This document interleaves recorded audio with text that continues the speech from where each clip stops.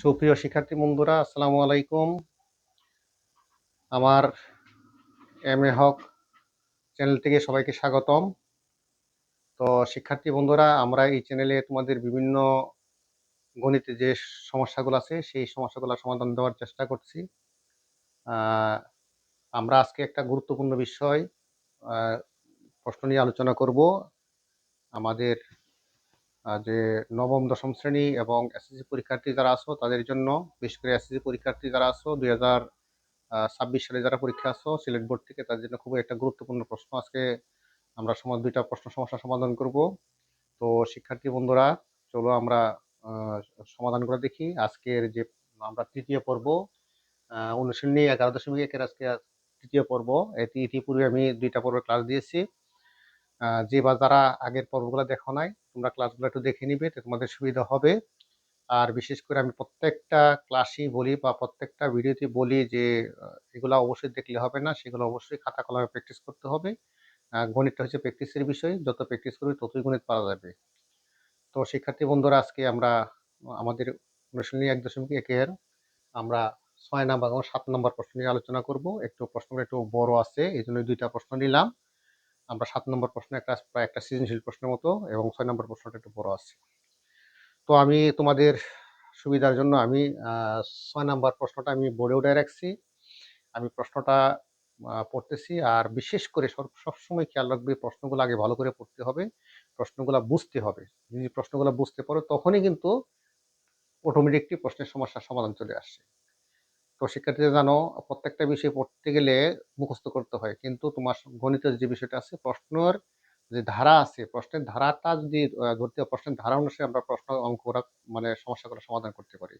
তো আসো আমরা একটু প্রশ্ন দিয়ে খেয়াল করি। দেখা আছে পিতা পুত্রের বয়সের বর্তমান বয়সের সমষ্টি 70 বছর। 7 বছর পূর্বে তাদের বয়সের অনুপাত ছিল 5:2। 5 বছর পরে তাদের বয়সের অনুপাত কত ছিল? তো শিক্ষার্থীরা জানো, গণিতের পিছনেই বলতে পিতা পুত্র লেগেই আছে।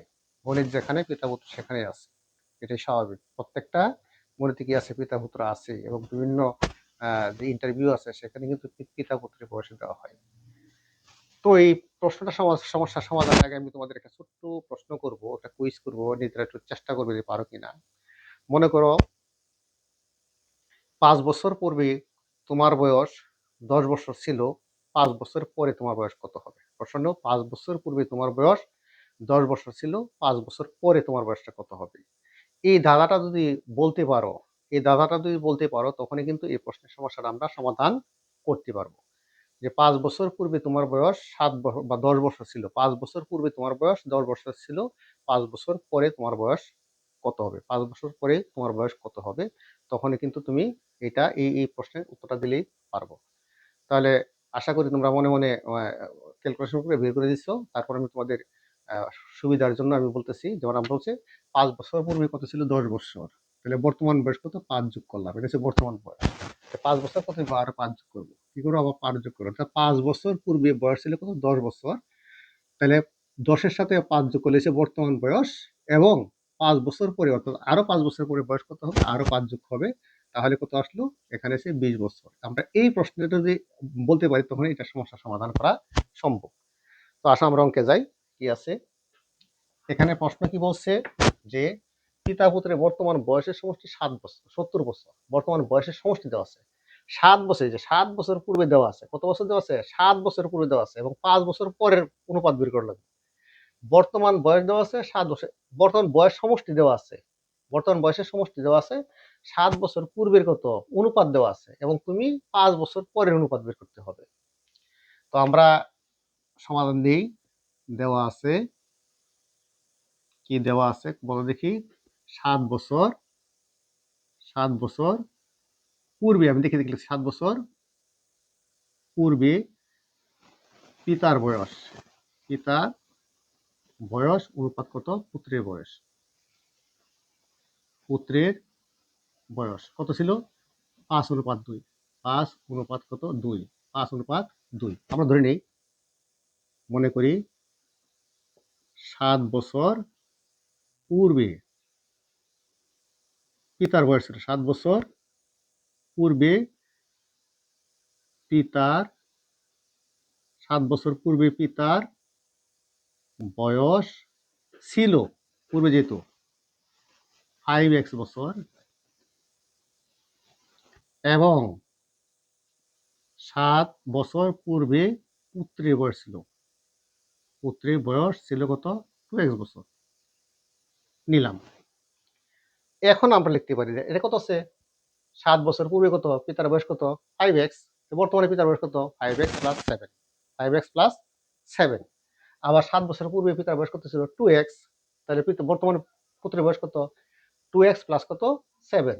এই দুইটার যোগফল কত এটা প্রশ্ন মতে, দেখো প্রশ্ন মতে পিতার 7 বছর পূর্বে কত 5x, এই যোগ করলাম 7, বর্তমান বয়স হলো যোগ সমষ্টি 7 বছর পূর্বে কত ছিল 2x, কত ছিল পুত্রের কত 2x, এখন 2x সাথে আরো 7 বছর যোগ করে দিলাম, এই হলো বর্তমান বয়স। মানে পিতার বর্তমান বয়স পুত্রের বর্তমান বয়স সমান সমান কত 70 বছর। আমরা প্রশ্ন থেকে নিয়ে আসছি। এখন আমরা ব্র্যাকেটটা উঠাই দিই, কত 5x plus 7, 2x plus 7 is equal two 70। তাহলে কত আসতেছে, কত 7x প্লাস কত 14 ইজ ইকুয়াল টু 70। তাহলে 7x is equal two 70 minus কত 14। তো আমরা x ইজ ইকুয়াল টু একবার বের করে দিই। প্রথমে এটা থেকে বাদ দাও, কত আছে 6, এখানে আছে 5, 56 বাই কত 7, কাটলে কত 8। অতএব x ইজ ইকুয়াল টু 8। তো আমরা পাইলাম এটা। এখন আমরা x এর মান পাই গেছি, কি পাই গেছি আমরা x এর মান।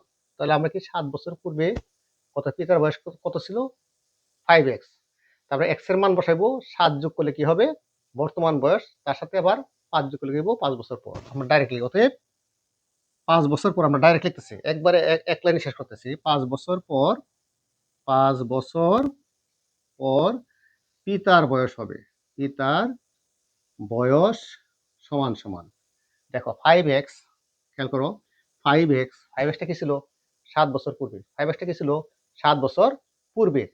তাহলে আমরা যোগ করলাম 7, কি হলো বর্তমান বয়স, কি হলো বর্তমান বয়স, এবং 5 যোগ করলাম 5 বছর পরে, এই 5 যোগ করছি। তো আমরা মান বসে দিই, 5 ইন্টু কত, এটা আমাকে 8 প্লাস কত 12, কত 40 প্লাস কত 12 ইজ ইকুয়াল টু 52। আমরা এক সমীকরণ বের করেছি। আবার বলে দিচ্ছি যে 7 বছর পূর্বে কত ছিল 5x, এই 7 যোগ করছি বর্তমান বয়স, আবার বলছে কত 5 বছর পর, আরো 5 যোগ করে দিচ্ছি। ঠিক তেমনি 5 বছর পর পুত্রের বয়স। আবার দেখো 7 বছর পূর্বে কত ছিল 2x, কত ছিল 2x, যোগ করছি 7 বর্তমান, আরো যোগ করছি 5, 5 বছর পর। এখন তুমি বসাও 2 গুণন কত, এখানে কত x সমান কত 8, যোগ হয়েছে 12, কত 8 দুগুণে 16, যোগ কত 2, তাহলে কত 28 বছর।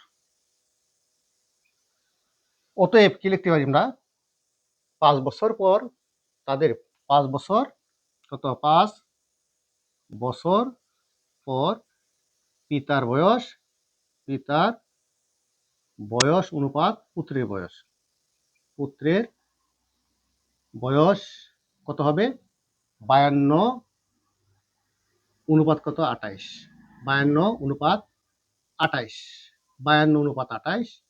তো এটা আমরাকে সংক্ষিপ্তকরণ করব বা লঘিষ্ঠ আকারে প্রকাশ করবো 26, 28, তারপর 4 দিয়ে ভাগ করা যায়, 4 13 52, 4 7 28, কত দ্বারা 4 দ্বারা ভাগ করে, তাহলে কত পাইছি আমরা 13 অনুপাত 7।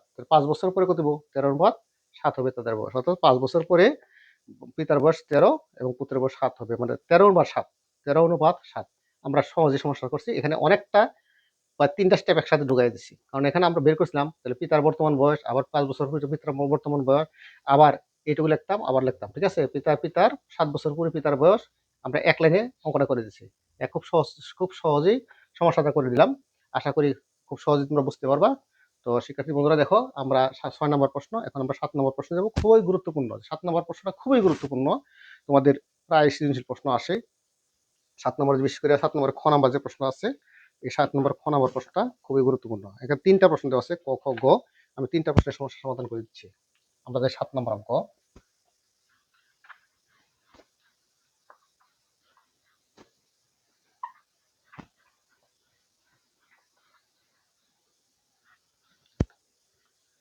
আমরা প্রশ্নটা উঠাই নেই। 7 নম্বর দেওয়া আছে, কি দেওয়া আছে, যদি এ অনুপাত B is equal to B অনুপাত সি হয়, তবে প্রমাণ করো যে ক নাম্বার প্রশ্ন, কত, A by C is equal to A square plus B square by B square plus C square. খ নাম্বার পাশাপাশি লিখি আমরা, A square B square C square into 1 by A cube plus 1 by B cube plus 1 by C cube is equal to A cube plus B cube plus C cube. গ number, A B C into A plus B plus C whole cube divided A B plus B C plus C A whole cube is equal to 1। এই প্রশ্ন দেওয়া আছে, খুবই গুরুত্বপূর্ণ প্রশ্ন। এই অঙ্কের মধ্যে সবচেয়ে গুরুত্বপূর্ণ প্রশ্ন যেটা আছে এটা। এখন দেখো, এই যে প্রশ্নটা আছে, আমি তোমাদের একটু খেয়াল করবো, আমি একটু দেখাইছি, যদি দেখো, যদি এ অনুপাত B is equal to B অনুপাত সি হয়, এই প্রশ্নটাকে আমরা 3 ভাবে লিখতে পারি। এটাকে আমরা 3 ভাবে লিখতে পারি, একই জিনিস আমরা 3 ভাবে লিখতে পারি। এটা একটা হয়, এটাকে আমরা লিখতে পারি কত, যদি কত, A by B is equal to B by C হয়, একই প্রশ্ন কিন্তু।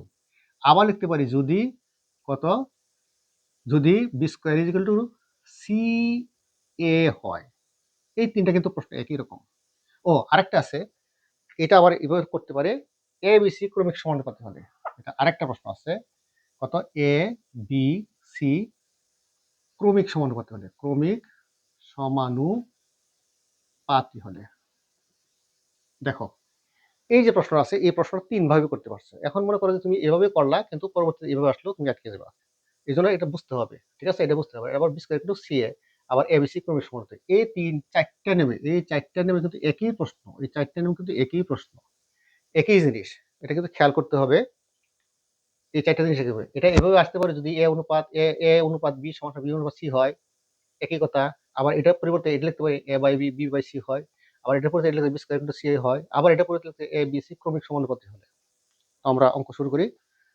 আশা করি প্রশ্ন বুঝতে পারছো। এখন আমরা যাই ক নাম্বার প্রশ্নে যাই।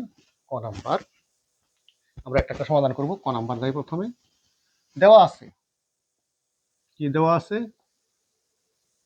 কি দেওয়া আছে, A by B is equal to B by C, A by B is equal to C.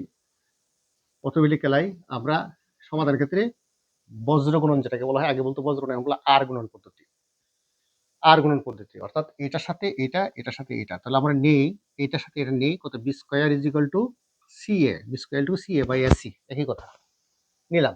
এখন দেবো আমরা এখানে কত, প্রশ্ন হচ্ছে A by C equal to A square plus B square plus C square. আমরা রাইট সাইড নিব আগে, লেফট সাইড না রাইট সাইড নিব। তাহলে সহজ হবে অঙ্কটা, কত, এ স্কয়ার প্লাস কত বি স্কয়ার বাই কত বি স্কয়ার প্লাস কত সি স্কয়ার। এখন দেখো, আমি আগে বি স্কয়ারের মানটা বের করে রাখছি, কত বের করে রাখছি, সি এ, বি স্কয়ার করতে আমরা কি লিখতে পারি, সি এ লিখলাম। আবার বি স্কয়ার করতে কি লিখতে পারি, সি এ প্লাস কত সি স্কয়ার। তো উপরে থেকে কি কমন যায়, এ কমন যায়, কি রইলো এ প্লাস সি। নিচে থেকে কি কমন যায়, সি কমন যায়, কি থাকলো এ প্লাস সি। এখন আমরা এটা কাটতে পারি, না কাটলে অসুবিধা নাই, এ বাই সি। দেখো আমরা কিন্তু প্রশ্ন পাই গেছি, A by C is equal to left side. অতএব left side is equal to right side proved, যেহেতু প্রমাণ আছে, খুব সহজে করা যায়, ঠিক আছে। এখন আমরা আসো সবচেয়ে গুরুত্বপূর্ণ ক নম্বর প্রশ্ন। ক নম্বর প্রশ্ন কিন্তু মানে খুব সহজেই আমরা করতে পারবো। আমরা এই পর্যন্ত উঠাই দিলাম, খ নাম্বার দেবো, এটা আমরা মুছাই দিলাম, কারণ এই জিনিসটা আবার লিখতে হবে আমাকে। আমরা দেখ খ নাম্বার, খ নাম্বার দেওয়া আছে কত, দেওয়া আছে কত, এ অনুপাত বি, কি দেওয়া আছে, আমি আবার লিখে দিচ্ছি, দেখো দেওয়া আছে,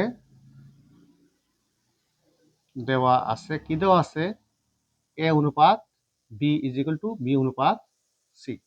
তাহলে আমরা অনুপাতের দিতে আসি, অনুপাত ভাগ, অনুপাতের দিতে আসি নিচে আসে কত A by B is equal to B by C.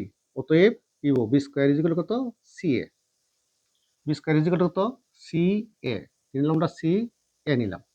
এখন আমরা লেফট সাইড যাই, লেফট সাইডে কি আছে A square B square C square 1/a cube plus 1/b cube plus 1/c cube. এই অঙ্কটা অনেক স্রোতে আসতে পারে, ঠিক আছে। এখন আমরা একটা কাজ করি, এখানে বি স্কোয়ার মান দেওয়া আছে, বি স্কোয়ার মান দেওয়া আছে কি সি এ দেওয়া আছে, আমরা এই সি এটা বসাই দিই। তাহলে এ স্কোয়ার ইন্টু কত বি স্কোয়ার করতে সি এ লেখো, C A into C square 1/a cube 1/b cube 1/c cube. খুবই গুরুত্বপূর্ণ এই অঙ্কটা, খুব ভালো করে খেয়াল করো। তাহলে এ কয়টা আছে, এনে আছে দুইটা, একটা কত এ কিউব, সি কয়টা আছে এখানে একটা, দুইটা দুইটা সি কিউব। আমরা গুণ করলাম 1/a cube plus 1/b cube plus 1/c cube. এখন আমরা গুণ করি এ কিউব সি কিউব বাই, এটা কিন্তু কি আছে লব, এটা কত এ কিউব প্লাস কত এ কিউব সি কিউব বাই কত B cube, a cube c cube by কত সি কিউব। আমরা এটা কাটতে পারি, এটা কাটতে পারি, কত হলো সি কিউব প্লাস আমরা এটা এ সি হোল কিউব লিখতে পারি, a c whole cube by কত বি কিউব প্লাস কত এ কিউব। এখন খেয়াল করো এসি মানে এর উপর কিউব আছে সি এর উপর, তাহলে আমরা এসি হোল কিউব লিখতে পারি। এখন দেখো এসি সমান কত বি স্কয়ার লিখতে পারি, এসি সমান কি লিখতে পারি আমরা বি স্কয়ার লিখতে পারি। তাহলে আমরা বি স্কয়ার লিখি, b square whole cube by কত বি কিউব প্লাস কত এ কিউব। তাহলে কত আসলো সি কিউব বাই কত, এটা c to b to the power 6 by কত বি কিউব প্লাস, এখন যদি আমরা ভাগ করি তাহলে কি আসতেছে, ভাগের সময় পাওয়ারগুলো বিয়োগ হয়, 6 থেকে 3 গেলে 3 থাকে, তাহলে আমরা বিয়োগ প্লাস কত এ cube is equal to A cube plus B cube plus C cube is equal to কি right hand side, equal to right side. অতএব কি লিখতে পারি left side is equal to right side root. এই হয়ে গেল আমার খ নম্বর, খুবই গুরুত্বপূর্ণ অঙ্ক। এটা আমরা বিভিন্ন ভাবে প্রশ্ন করতে পারি, এটাকে আমরা আমরা এইভাবে দেওয়া আছে, আমি আমাদের বলছি এটাকে এবার না লিখে আমরা এ বাই, যেমন ক নম্বর প্রশ্ন আমি দেখাইছি, দেওয়া আছে A by B is equal to B by C, তাহলে এটা লিখতে পারি আবার বি স্কয়ার টু এসি হলে, আবার এবিসি ক্রমিক সমানুপাতি হলে এটা আসতে পারে। এখন আবার দেখো এইটাকে যেটা আছে এখানে কি আছে দেখো, আমি এখানে একটা জিনিস দেখাই দিই, যেমন আমার আছে কত 1/a কিউব, এটাকে আমরা a to the power minus 3 লিখতে পারি, এটা কি লিখতে পারি b to the power minus 3 লিখতে পারি, এটা হচ্ছে c to the power minus 3 লিখতে পারি। তো পরবর্তী কত 1/a কিউব মাইনাস নিচে আছে 1/b কিউব 1/c কিউব, অনেকভাবে প্রশ্নগুলো করতে পারে, অথবা পাওয়ার আরো বাড়াইতে পারে। যখন এই অঙ্কটা শিখবে এবং প্র্যাকটিস করবে তখন কিন্তু তোমার সহজই হয়ে যাবে। এখন আমরা আসো কত নম্বরে যাই, আমরা খ নম্বর, আশা করি খুবই গুরুত্বপূর্ণ এই অঙ্কটা যেটা আছে, খুবই গুরুত্বপূর্ণ, খুবই মানে খুব গুরুত্বপূর্ণ, ভালো করে দেখবে। আমরা এখন যাবো গ নম্বর প্রশ্ন, আমরা গ নম্বর প্রশ্নে যাবো।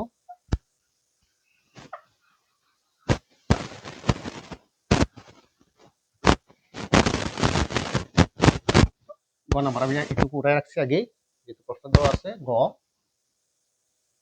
দেখো দেওয়া আছে কত প্রশ্ন থেকে বেশি কত এ অনুপাত B is equal to B অনুপাত সি, তাহলে অনুপাতের যে নিচে আসে এবং আসলো আবার আর গুণ করলাম বি স্কয়ার টু সি। এখন তো আমরা যাবো এটা 1 কোণ করতে হবে left side, A B C into কত A plus B plus C whole cube by কত এ বি প্লাস কত বি সি প্লাস কত সি এ হোল কিউব।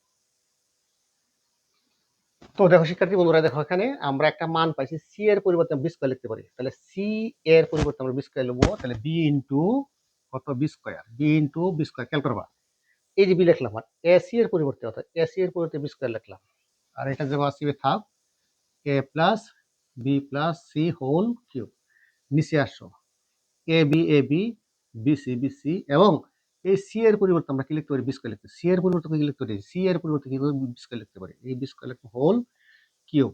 তো এখানে কি আছে বি স্কয়ারে বি কত বি কিউব, আর এটা কত A plus B plus C whole cube, এটাকে কোনো কিছু করি না যে বয়সটা। এখন দেখো নিচে দেখো ভিতরে এখানে বি আছে বি আছে বি আছে, একটা বি কমন নেই, কি থাকবো A plus C plus B second bracket whole cube. তো এটাকে আমরা কি লিখতে পারি বি কিউব, কি লিখতে পারি B cube into A plus B plus C whole cube এই কিউবটা কি আছে, এই কিউবটা বি এর উপরে আছে, এটার উপরে আছে। আমরা একটা বি কিউব লিখতে পারি, আর দুটো সাজাই লিখি A plus B plus C whole cube. এখন এটা কাটলে কত কত মিলেছে, এটার সাথে এটা বাদ, এটার সাথে one equal to right side. অতএব left side is equal to right side. তো আজকে আমরা দুইটা বেশ খুবই গুরুত্বপূর্ণ দুইটা এই ভিডিওতে আমরা দুইটা গুরুত্বপূর্ণ অঙ্ক দিছি। পরবর্তীতে আমরা বাকি অঙ্কগুলা দিব, পাঠ্যবইয়ের মেন অঙ্কগুলা দিব। তো শিক্ষার্থী বন্ধুরা, তোমরা ভিডিওগুলো দেখবে এবং অপরকে শেয়ার করবে, বারবার প্র্যাকটিস করবে, তখনই তোমরা অঙ্কে ভালো করতে পারবে। বিশেষ করে যারা 2026 সালে যারা পরীক্ষা দিবা, তাদের প্রতি আমার বিশেষ কথা হলো যে এই চ্যাপ্টারটা তোমরা খুব ভালো করে করবে, তাহলে আশা করি তোমরা একটা পুরা প্রশ্নের কমন পাওয়া যাবে। সবাইকে ধন্যবাদ। আসসালামু আলাইকুম।